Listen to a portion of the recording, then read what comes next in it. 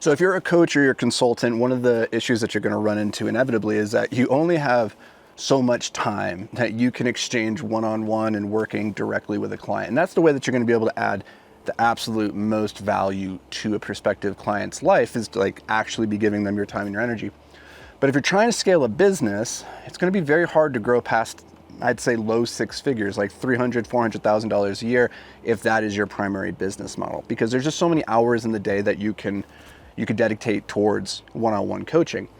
And so I was in a coaching call the other day with one of my students, one of my one-on-ones, and I don't take very many one-on-one students because, again, it's not a great way to scale, but it's a good way to keep your blade really sharp. So I like to take on a couple of clients every quarter. And I was working with this gentleman, helping him design and work out his offer, his package that he wants to put together, because he's a coach and he's a great coach. He has a lot to offer. But he was struggling to figure out how to break through and how to really start to scale, because he's running into all the same issues that we inevitably run into, which is so many hours in the day. If you're the one that's having to be sitting in with each client and delivering on the product, then you're only going to be able to help so many people. And there's probably an upper limit to how much you can charge for your services, depending on what the type of service is. If you're like a fitness coach, probably an upper end to how much you can charge there. If you're an accountant, if you're some kind of finance coach, maybe you can charge more, because how much you're able to save the client in terms of monetary bottom line is greater, but you're inevitably going to run into a ceiling in that model. So we're brainstorming and saying, okay, what can we do here to expand this out, to make this into a model that you could easily scale into low, mid 7 figures, and that's sustainable and that can deliver a consistent result to your clients? And the answer is group coaching. Truly, instead of doing one-on-one coaching, which is very valuable, it's probably the most valuable thing that you can do for the client, group coaching is a close second. And in a lot of ways, it's actually even more valuable, which I'll explain in a second. But for you as the coach or the consultant, it's more valuable because you can get a group of people together, right? Instead of spending, 10 hours doing 1 hour coaching sessions with 10 different people, you can bring all 10 together and do 1 hour of coaching or 2 hours of coaching and service all 10 of them simultaneously. The beauty of this model is the fact that group coaching allows you in a lot of cases to deliver more value to the group than when you're working with them one-on-one. And what I mean by that is, when you're working with people one-on-one, you're only helping solve the problems that they're aware they have in that moment.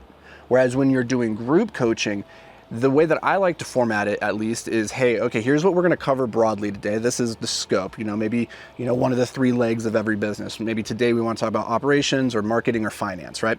That's going to be the lens through which we think about today's session.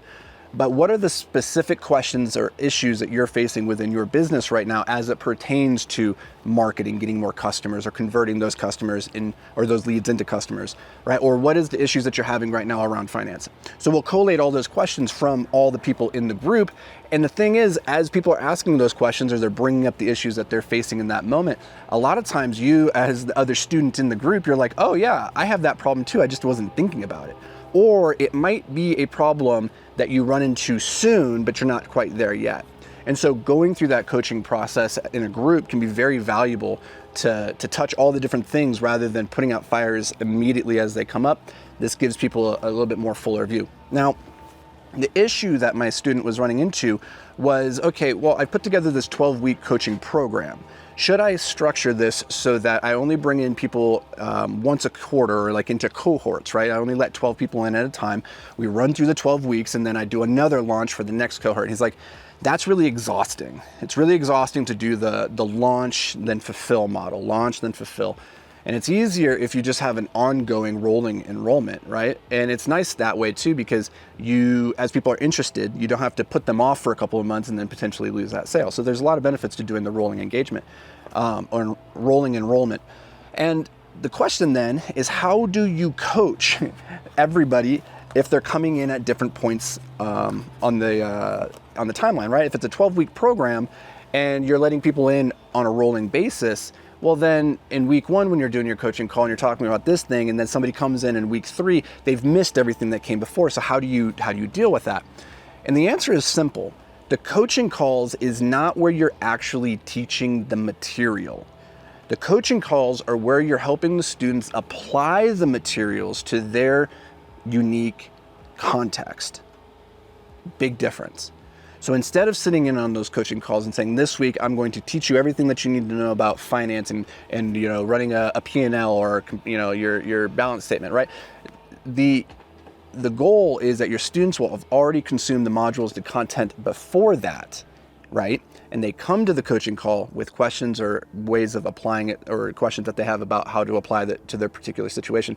But you should never be in those group calls teaching the material for the very first time. You should be figuring out, how do I add context to this person individually? And by doing that, you have students who come in ready, they already have consumed the material, so they're asking better questions rather than learning it for the first time in that call and then trying to generate questions. So that's the way that you handle that with the rolling engagement. And I love that model a lot more personally, rather than running 12-week cohorts or doing the one-on-one, because you can get 15, 20, 30, 50 people into a group coaching call. You can add a ton of value, a lot of context for everybody, and it's what we call co-learning. So everybody is learning simultaneously things that are going to be applicable to their business at some point, but specifically in that moment, we're helping a student figure out how they can get over the obstacle that's in front of them. And when you do this correctly, you can add a tremendous amount of value, and you can charge a premium for it still, and everybody walks away being like, this was a really good use of my time and my resources, and they're really psyched. So if you're a coach or a consultant, give that some thought. I highly recommend you explore that. If you want to learn more about models for structuring coaching or consulting or your business, if you want to talk more about pricing structures and like how to deliver on products, then you should join the Beyond the Apex community. We do a group coaching just like I just described here. Every week we get together, you bring the issues that you have that are facing inside of your business. We troubleshoot them in real time. We have a massive library of trainings that are going to help you in all the different areas of your business, ranging from, the mindsets, the beliefs, the skills that you as the entrepreneur, the pilot of your rocket ship will need to have. We talk about how to build that rocket ship, which is, how to get customers, how to deliver a product to them, and then how to maintain cash in the bank so that we don't, go bankrupt.